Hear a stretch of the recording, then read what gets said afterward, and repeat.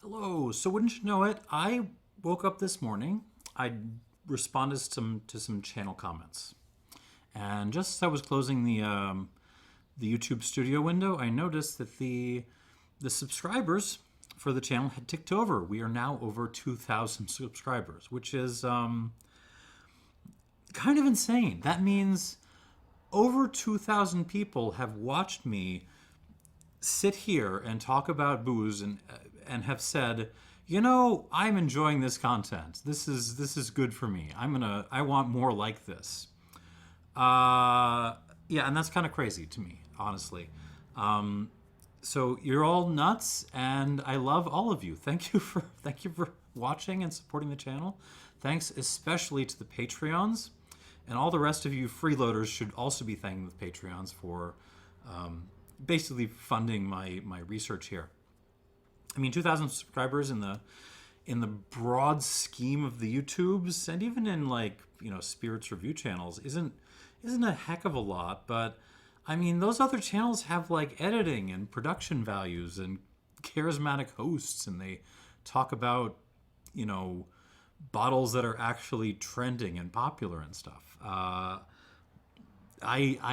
don't. So it's kind of amazing. Anyways, for today to celebrate, I wanted to do a little bit of a victory lap, which really it meant Hampden. Like I wanted to do Hampden. And in particular, I wanted to return to a batch that Hampden Distillery made in November of 2007. This was a batch of their C Diamond H mark, which is the second most pungent of their various recipes. For the kids who snuck in the back, Hampden Distillery in Trelawney, Jamaica, makes an enormous range of different kinds of rum. They're all pot distilled, they're all funky, but some are much more funky than others, and C Diamond H is the second of the bunch. You're talking throwing in dunder to the fermentation. So basically huge stillage, like high acid gunk that comes out of the still. You're talking muck. You're talking about like microbial goodness growing in the heart of the distillery that they're feeding with rotting stuff. That's going into the fermentation. You're talking about cane vinegar that they make themselves. And that goes into the fermentation too. Why? Because stressing the yeasts and adding lots of acid, put all that together, you get esters. You get fruity, floral, crazy, funky notes. Anyways, so Hampden made this big batch of C Diamond H, and that made its way over to the rum brokers. In particular, it entered into a whole bunch of barrels. I had one about a year and a half ago for my 40th birthday, actually, which is probably one of the best bottles of rum I've ever had. And the thing is, but there were other barrels out there from that same batch. And boy, howdy, wouldn't you know, I got 4 of them. So this is my victory lap. We're going to do 4 2007 C Diamond H Hampden rums. And I've got them all poured. I'm airing them out. And let me just say, if you are drinking a high ester Hampden rum, boy howdy is anyone else in the room going to know it. Because I poured these maybe 10 minutes ago just to get some air into them. And yeah, the entire room now just smells like C Diamond H. It is delightful. All right, so let's get this started. First off, we have got a Duncan Taylor. This is cask number 5, 14-year-old. 50.8% alcohol. The rest of these are in the 60s, so this is the lightweight of the group. On the nose.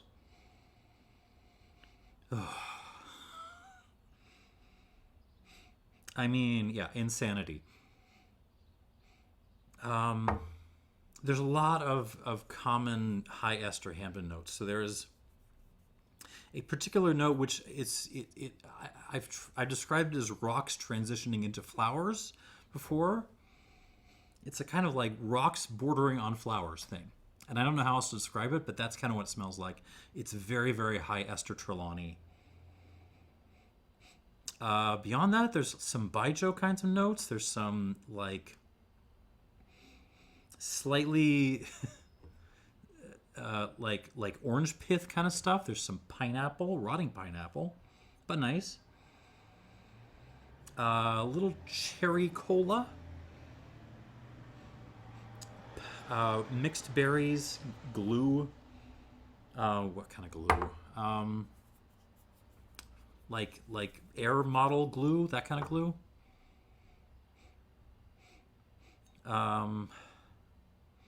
There's something else in here though. There's a nuttiness to this, which I don't normally associate with Hampden. It's a little bit unique. Yeah, it's almost like a, what is that? Like a almost like an almond kind of thing, like an almond paste kind of smell. Oh, and lots of white pepper. Vanilla, yeah, that's there. So it's not like the oak is absent. It's just that the oak is having to fight with this absolutely obnoxious amount of flavor coming out of the distillate. Yeah, tons of flowers, tons of rocks. Oh, and if you pay attention, this is one of the reasons why I don't necessarily agree, but a lot of my friends are kind of more fans of C Diamond H than DOK. But I think part of the reason is there's still some rummy notes going on in here. There's still some black olive, a little bit of salted licorice. Just to kind of remind you, hey, buddy, like there might be some molasses going into me at some point, rather than like crazy science fiction wizardry. All right, on the palate.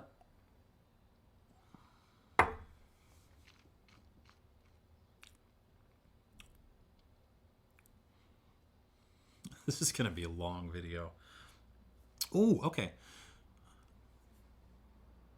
One more time. Hold on.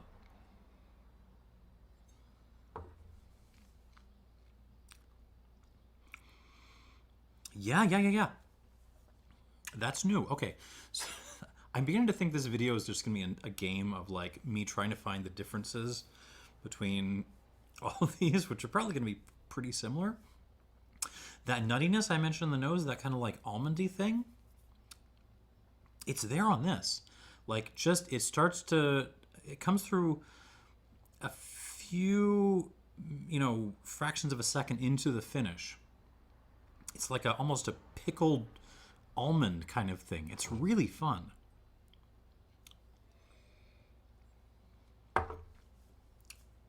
I'm just drinking this. This is terrific. Beyond that, what are we getting? We are getting high ester Hampden. We are getting loads and loads of mixed wild berries. Orange, bergamot, pineapple, a little bit of peach, actually. There's a touch of peach in there. That kind of rocks flowers thing. That's happening.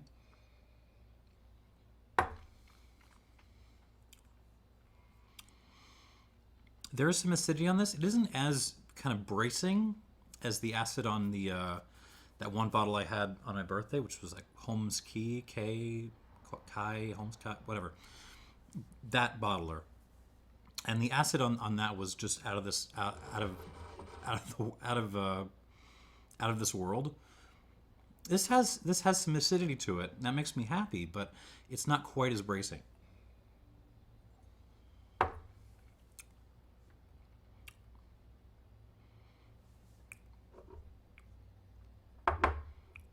Sorry, I should be talking more about this. There is some black pepper, a little bit of cinnamon stick, vanilla again. Jeez. Bear with me. I am struggling to like just untangle and say new things beyond my normal patter about what high ester Hampden tastes like. Yeah, for me, the fun thing on the back end of this is that kind of like pickled nut thing. It's really interesting, and I can't remember having it in any rum before. Can Can you pickle a nut? I'm pretty sure you could pickle a nut. You can pickle anything, right?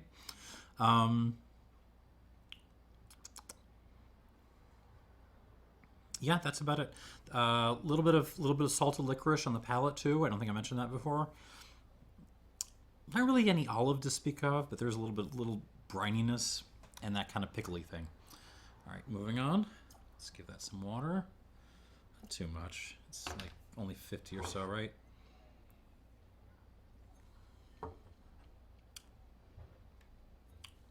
Leave it there. All right, moving on to Sea Diamond H number 2. All right, this one is from the Whisky Jury. And why am I showing? There's nothing to see on these bottles. Why am I showing them to you? It is a 15-year-old, cask number 8, and bottled at 62.3%. Some of these, I don't even know what bottle it's FRC. We'll get there soon.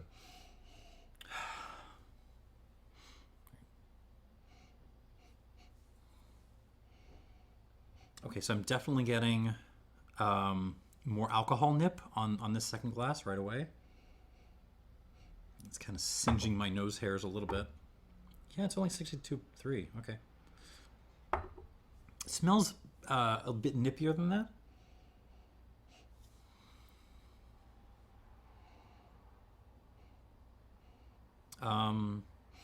The nose, I'm sorry, I should be talking more, but the nose is more restrained down the, and that could just be the strength, right? This is 10% lower in alcohol.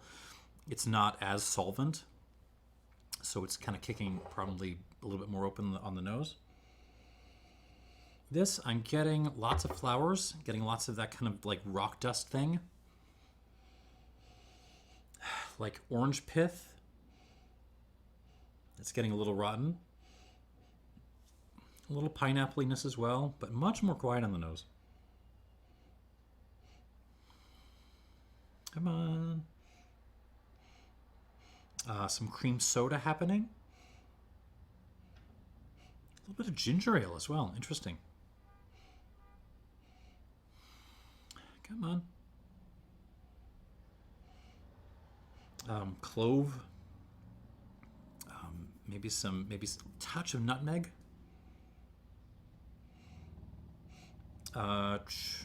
Cherry cola again. A little bit of orange soda. Crush, maybe. Yeah, overall, oh, okay, so I'm getting a little bit of fennel now. Overall, kind of a more restrained nose. A more closed nose than the first glass, but that's okay. We have room to develop on all these.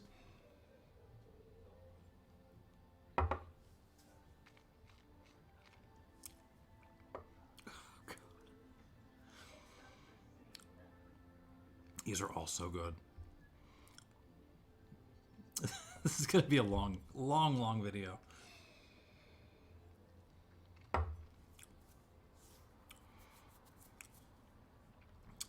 So imagine taking a whole bunch of peach, blackberry, blueberry, maybe some raspberry in there, a whole bunch of wild berries, maybe some gooseberry in there too, some lemon, some orange, putting them in a hydraulic press and just compressing all of that down into like a lump of fruitiness and then trying to eat that. Pineapple as well. It's just concentrated fruity intensity. This one is more dominated by the fruit than, I mean, not to say that the previous glass didn't have a bunch of fruit in it, because it did, but this is really, the fruit is kind of at the forefront.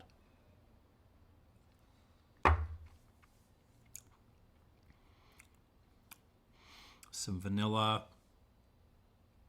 in there in the mix. You do get that kind of rocks, flowers, high ester thing. Black pepper. Clove again. Fennel again. A little bit of salted licorice as well. Touch of olive.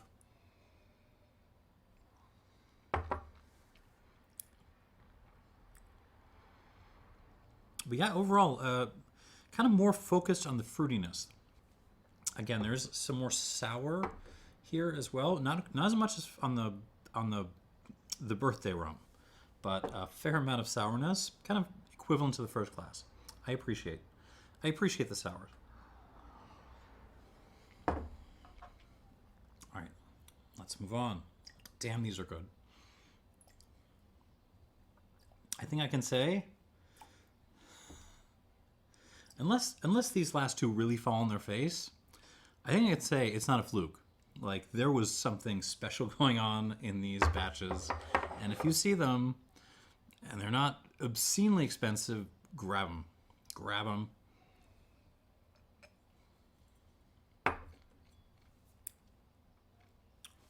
Go like half a squirt more. All right, glass number 3.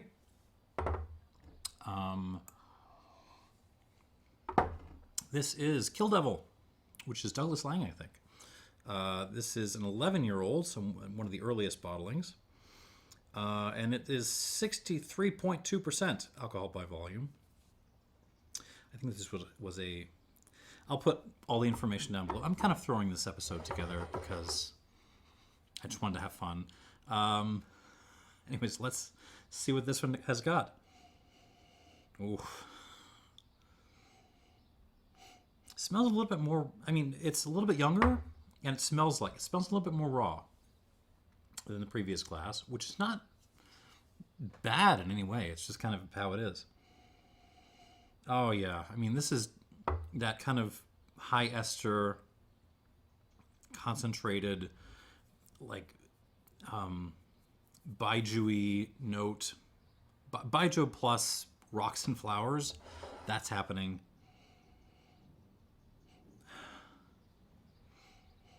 Oh, absolutely. There is some like sweet potato pie in this. Yeah, sweet potato pie, like rocks, flowers, salted licorice. Even a little bit of like pastis in this.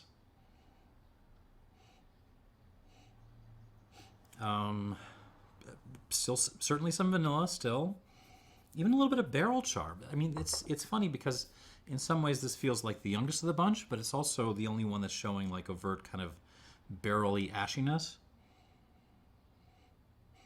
That said, we still have one glass left, right? White pepper.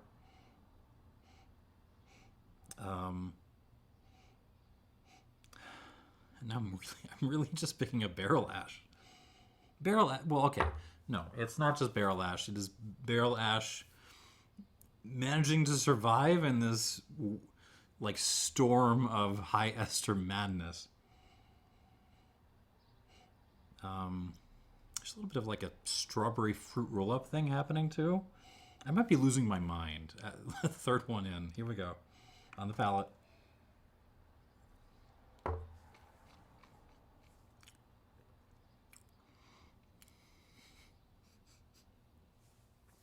These are so outrageously good. I don't know if any of these is getting out of here without a 90 at minimum. So on the nose, this one smelled like the most ester forward of the bunch. And I was expecting on the palate, but no, in lots of ways, this one is even more kind of fruity than the previous class.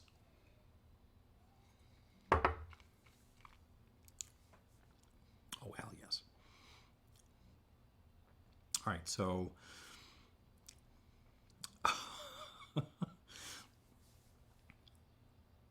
So this is more pineapple dominant.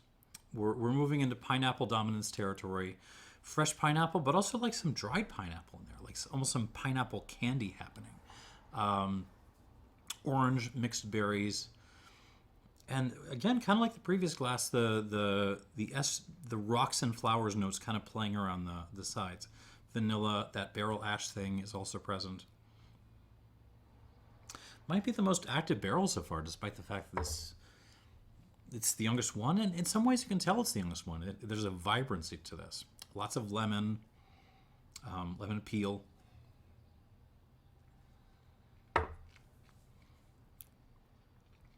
Lord almighty. The other thing I noticed on this is the acid. There's plenty of acid on these two. On this one, the acid is really getting sky high. I should really break out the birthday bottle at some point to compare, but this feels like it's up there.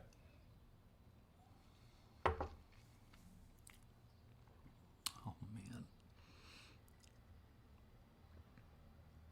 Black licorice, but also like red licorice, like good. We're not talking Twizzlers, not the cheap crap. We're talking like good artisanal red licorice, strawberry flavor, the good stuff. This is killer. This might be my favorite one yet.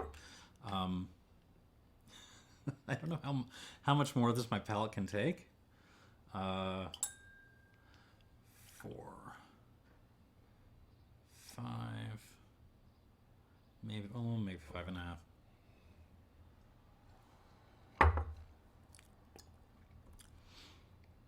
I cannot believe all you are watching this channel. That's insanity. That's insanity.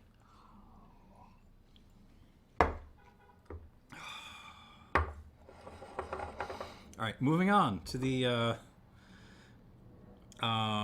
last bottle. So the bottle is FRC.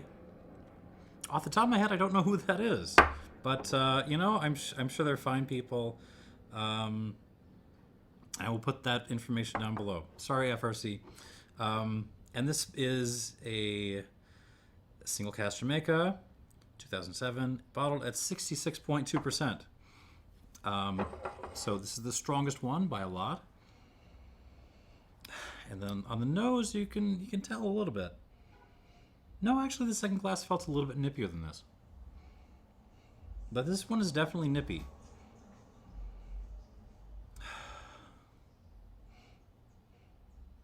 Get acquainted with it. So, yeah, stylistically, this is a lot like the second glass, the Whisky Jury one, which makes sense. They're about the same age, right? You're just getting kind of whiffs and dribs and drabs, hints of this high estery madness. So vanilla, berries, rocks, flowers, touches of orange peel, lemon peel as well.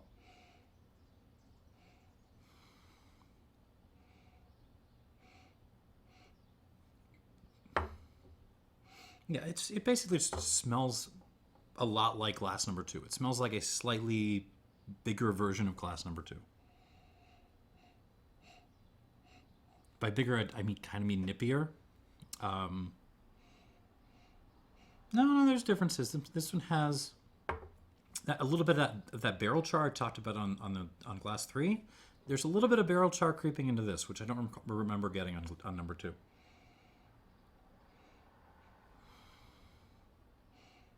But overall, yeah, it's a lot like 2 on the palate.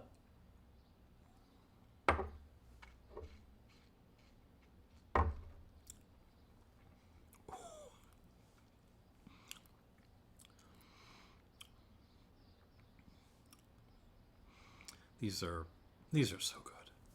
Oh, these are so good. Oh, Jesus. I should do another video where I comment on scoring. But basically, to repeat what I've said previously, for me, I don't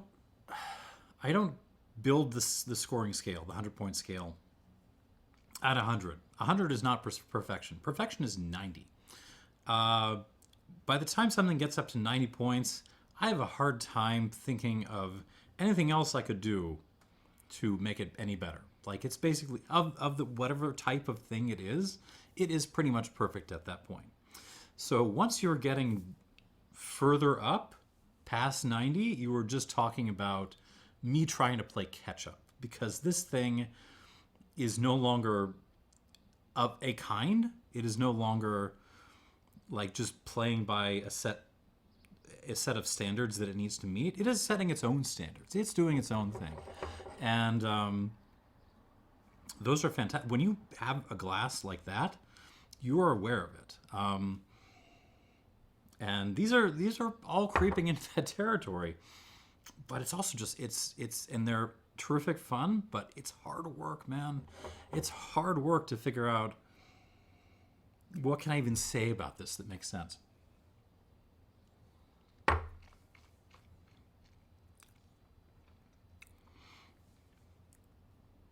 Less barrel char than on glass 3, but it's very drying.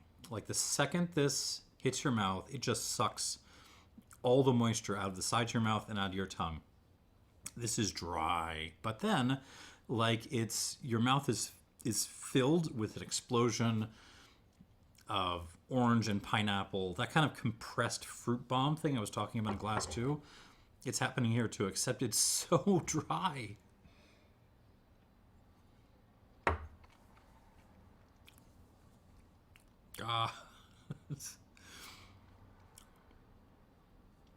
Every time. In some ways this puts me in mind of like I hate to say it, but like Napa Cab at its best. I mean, I think Napa Cab is horrifically overpriced, and the sooner the market crashes, the better. But it can do this thing where, at the same time, your mouth is filled with beautiful, gorgeous fruit, and it's being ripped apart by tannins at the same time. This is kind of just, the flavor components are very different, but it's kind of doing a similar sort of thing.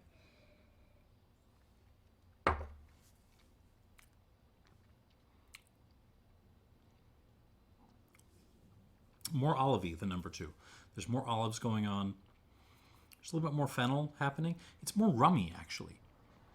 So yeah, the center stage is still that kind of fruit explosion, but with esters kind of on the side. But yeah, if you pay attention to the other details, there's a lot more just like olives and fennel and like brininess going on that kind of reminds you, oh hey, I'm a rum. How am I going to score these? Yeah, that's absolutely phenomenal. Any one of these thrown into another flight would absolutely dominate it. Would just absolutely dominate it. No question.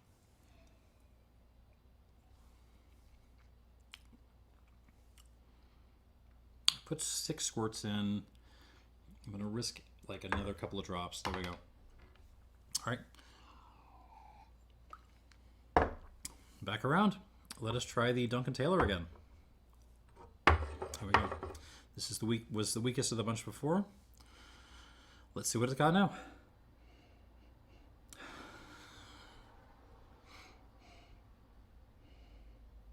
So now the aromatics have maybe, it's either my nose has gotten used to the madness or the aromatics on this have calmed down a little bit. Yeah, it still smells like Sea Diamond H.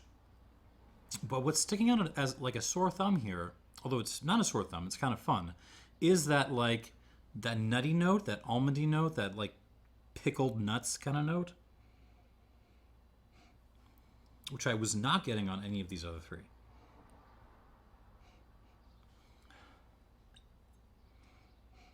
Yeah, this one feels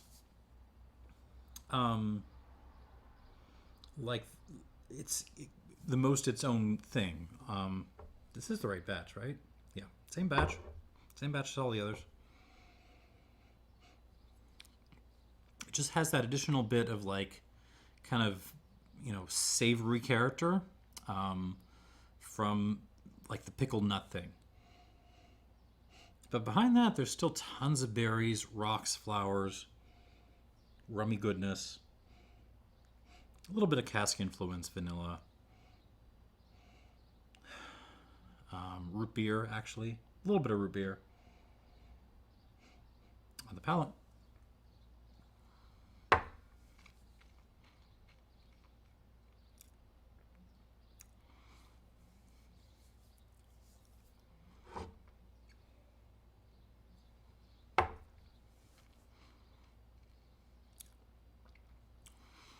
Yeah, darn hard to argue with that. Good Lord. These are so dense. Yeah. Pineapple acid is kind of the main note. Yeah, like highly acidic pineapple syrup is the best way I can describe this. But you mixed a bunch of flowers and rocks into it, and maybe a couple of olives and little fennel seeds. And that's kind of what dominates through most of this. A touch of vanilla too. But then, like at the end, once again, you kind of get that little lick of like pickled nuts. I don't even know how else to describe it.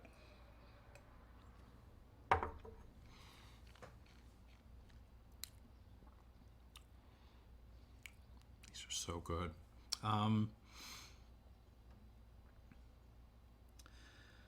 Yeah, this is getting at least a 90. Oh, what am I gonna give this? Mouth length is maybe a hair bit short. That's my only real complaint about it. I mean, this is phenomenal. All of these are phenomenal. It's just a question of which one is more phenomenal than the others. And you know what? Actually, now thinking about it, it doesn't really matter. If you see a 2007 Sea Diamond H and it's a reasonable price, grab it. Grab it. Just do it. You will not regret it. I'm going to give this a 91. I think it is an absolutely stunning, beautiful rum. But I think I don't know if it's going to win this flight. I'll see.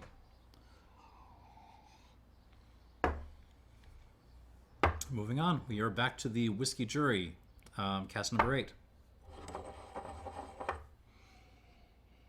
Oof.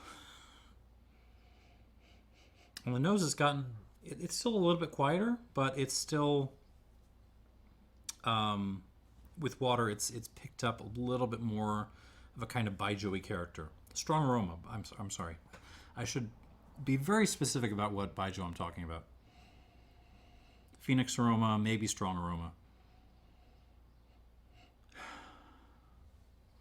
Lots of orange, pineapple, rocks. No. Okay, so I was talking about the fourth glass is bringing more rumminess, more olive, more fennel, but this one with water is starting to bring that too. Okay, on the palate.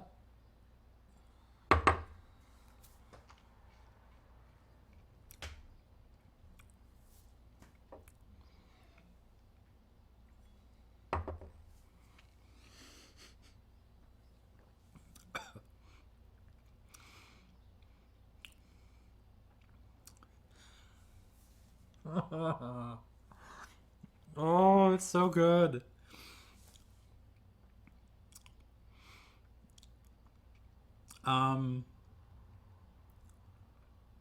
Yeah, with water, this actually converges with glass number 4 by a lot. It now is much more dry than it was before. In a good way, though.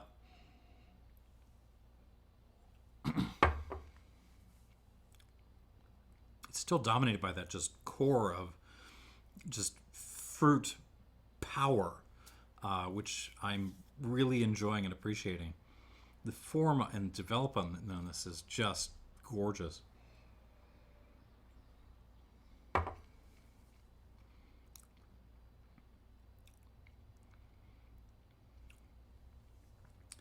Score-wise, oh, good Lord. I'm stuck between a 92 and a 93, so I'm going to give this a 92 plus. I feel like I'm, point grubbing here, but no, yeah, let's say 92 plus. I mean, once you're over 90, at least for me, it's really hard to score things because what are you scoring? What are you scoring?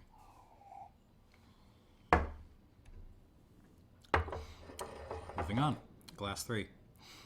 This is the Kill Devil, right? Yep. On the nose.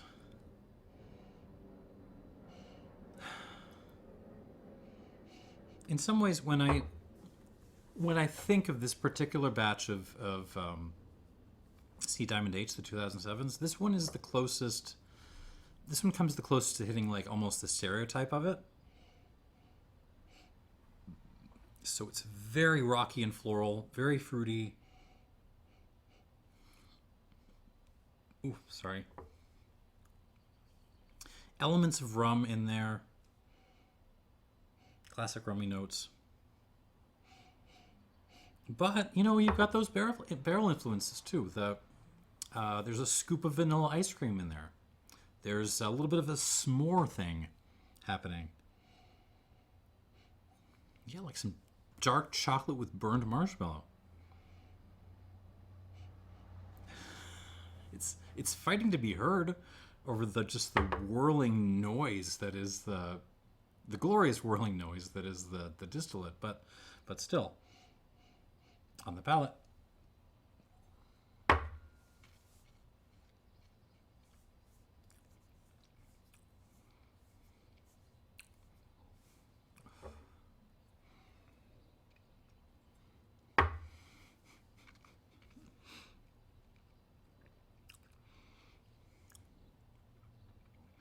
All of these get a little bit more dry with water, which scares me because we're coming up on this, and this was the driest of the bunch initially. Oh my God. So what comes out on this is the dryness, yes. There's some black pepper that just dominates on this. And what's really striking me is the acid. This has a little bit more acid than the rest of these. It's a little bit, there's an edginess to this and a brutality.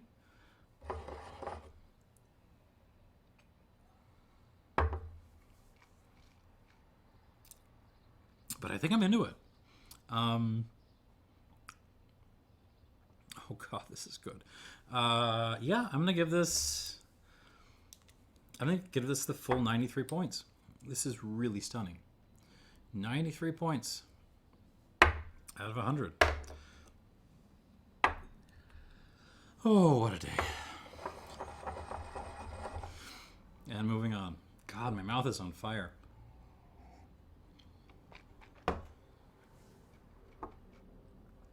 FRC.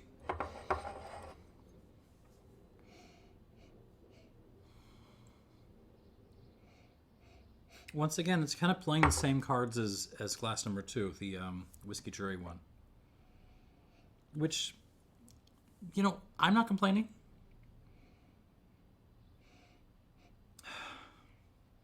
Very, yeah, Phoenix aroma by Joe. A little bit of, like, sassafras soda, or sarsaparilla. Sorry, not sassafras. Sarsaparilla. Rocks, flowers, all that good estery stuff. Berries. Still quite nippy though. This is still like the nippiest of the bunch on the nose. On the palate.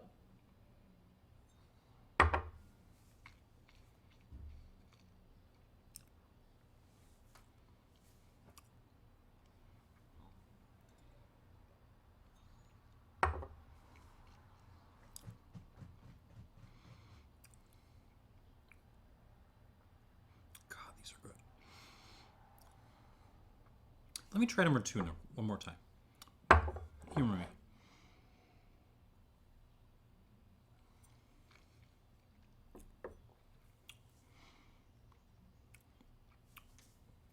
Here's the difference.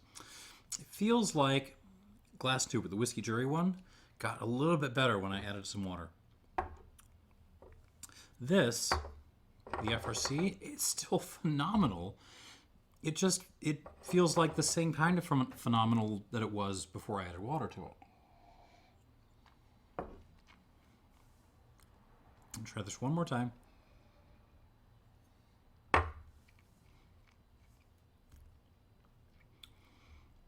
God, it's so good.